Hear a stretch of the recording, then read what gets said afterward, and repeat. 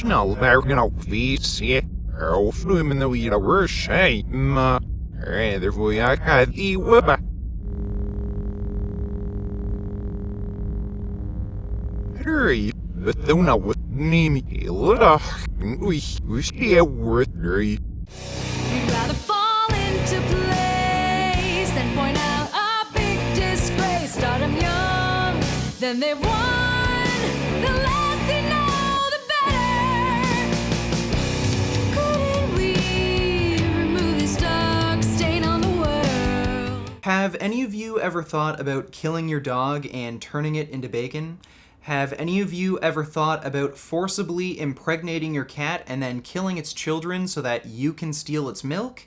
And have any of you ever let your pig sleep in bed with you? If any of that sounded strange, then let me introduce you to the concept of speciesism. Speciesism is an arbitrary distinction between members of different species in an attempt to justify differences in treatment. For example, if I were to say, pigs are just pigs, they're farm animals, they're not pets like dogs, and therefore it's okay to kill pigs, that is a meaningless, arbitrary distinction that doesn't actually take into account the trait similarities between pigs and dogs. Pigs are highly intelligent animals, they're in fact much smarter than dogs, and they're also playful social animals. They have much of the same traits and behaviors that make dogs our closest companion animals, so why do we still choose to kill and eat pigs when we realize they're not much different from our pets? Nou, we're aan de research nergens schoolje en moet je er iets die email neven. Die valfen eeuw zoekt eeuw zich zeer ruhig wegrekels.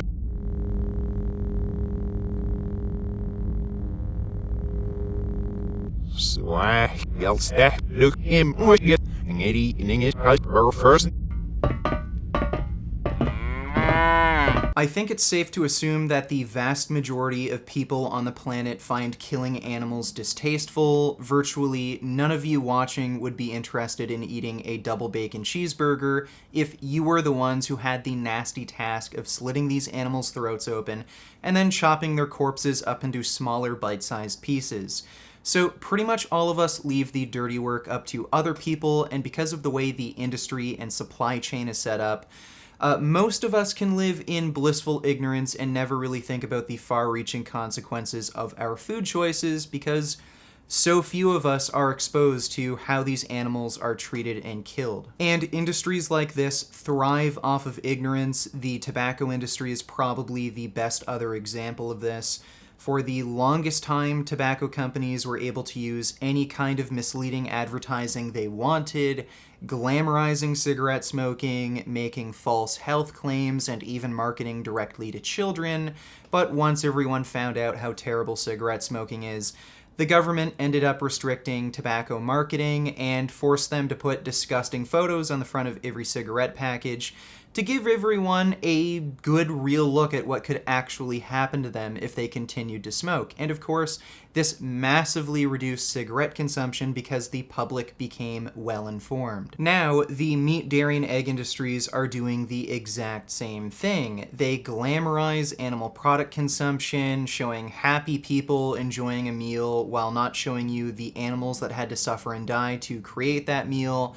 They make false health claims about how these products are nutritious when in fact they contribute to our most common chronic diseases, including heart disease, and they directly market to children with bright, colorful mascots. And of course, these companies will hide any photos or videos of these animals being killed or mistreated, just like how the tobacco industry didn't want to put photos of cancer or rotten teeth on the front of cigarette packages.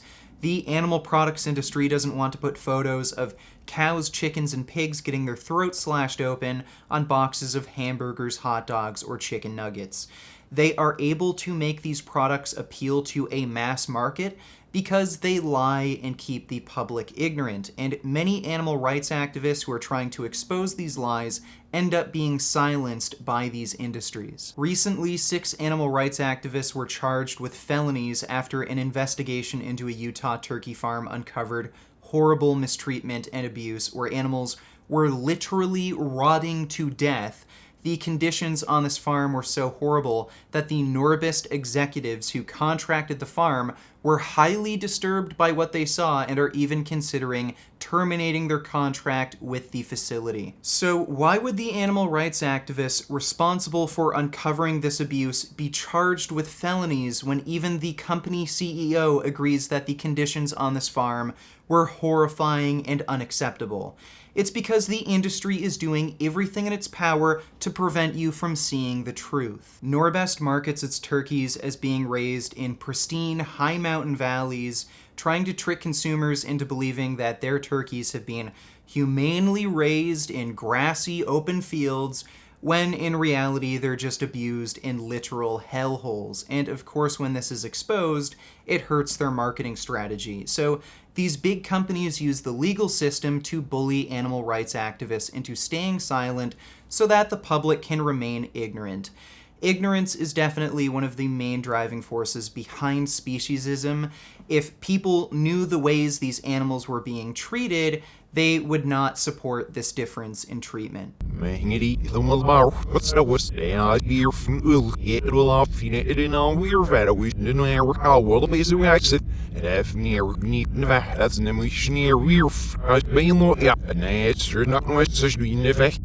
Nee, maar zwaar, bring je licht de weg waar je billy roesno. Maar in licht recht waar je bloeit, ja, hier van ulgeref, neer weer voor zwaar.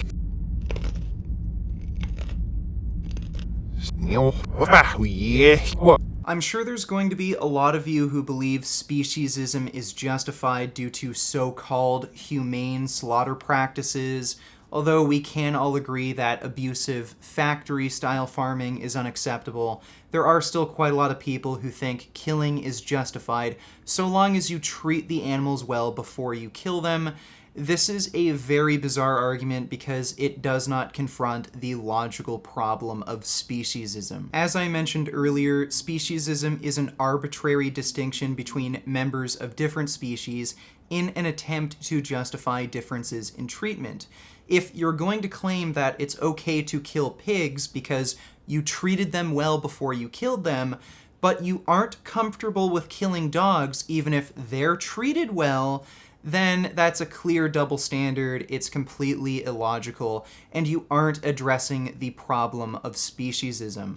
And I think most people just intuitively recognize that this is an illogical, inconsistent argument because it isn't used in any other context. No one has ever claimed that it's okay to enslave black people. The only problem with American slavery is that the slaves were treated badly. If only we had treated the slaves nicely, then there would have been nothing wrong with slavery. And no one has ever claimed that it's okay to commit a Holocaust. You see, the problem with Hitler was that he was mean to the Jews before killing them.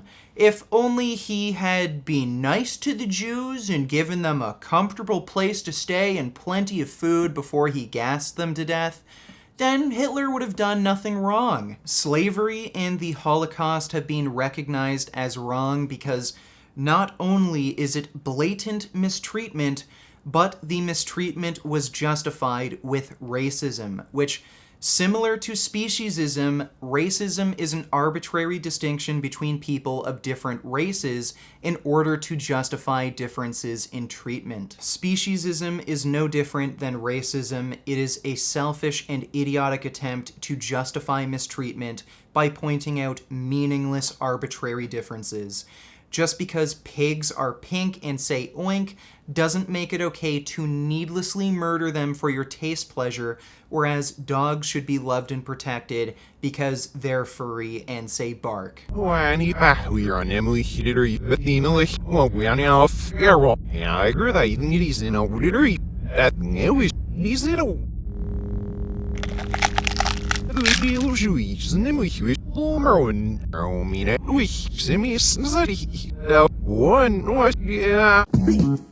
What a relief!